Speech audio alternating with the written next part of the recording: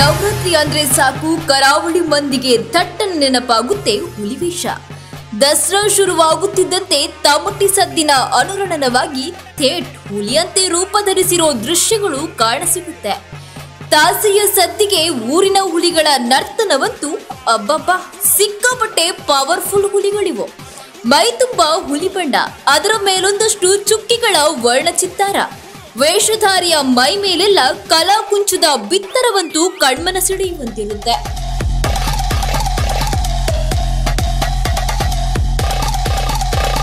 ಬಲಾಢ್ಯತೆಯ ಪ್ರದರ್ಶನದೊಡನೆ ಮೈ ಚೂಮ್ ಎನಿಸುವಂತ ದೃಶ್ಯ ನಿಜಕ್ಕೂ ಮನಮೋಹಕ. ಹೀಗೆ ಪುತ್ತೂರಿನಲ್ಲೂ ಒಂದಷ್ಟು ತಂಡಗಳು ಇದೇ ತಾಸೆ ಡೋಲುಗಳ ಸದ್ದಿನೊಡನೆ ಭರ್ಜರಿಯಾಗಿ ಕುಣಿಯುವ ತಂಡಗಳು ಸಾಕಷ್ಟಿವೆ.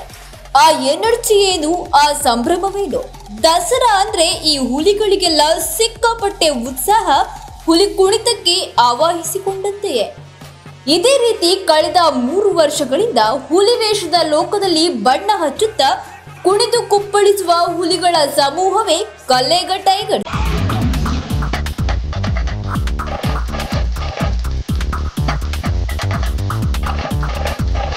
ತಾಸೆ ಬಿಟ್ಟು ತಾರಕಕ್ಕೇರುತ್ತಿದ್ದಂತೆ ಈ ಹುಲಿಗಳ ನರ್ತನವೂ ಆರಂಭಗೊಳ್ಳುತ್ತೆ.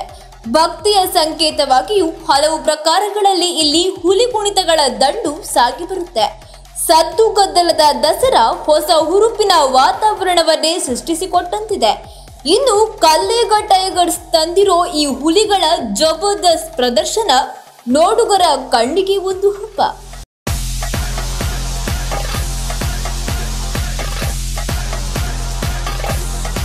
ಕಲ್ಲೇಗ ಟೈಗರ್ಸ್ ತಂಡ ಈ ದಸರಾದ ವೈಭವತೆಗೆ ಮತ್ತಷ್ಟು ಮೆರುಗನ್ನ ತಂದುಕೊಟ್ಟಿದೆ.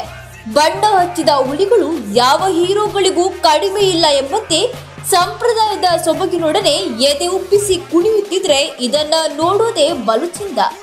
ಜನಪದರ ನಾಡಿನಲ್ಲಿ ಈ ಹುಲಿ ಕುಣಿತದ ಆಟ ನಿಜಕ್ಕೂ ದಸರಾ ವೈಭವಕ್ಕೆ ಮತ್ತಷ್ಟು ಪುಷ್ಟಿಯನ್ನ ತಂದುಕೊಟ್ಟಿದೆ.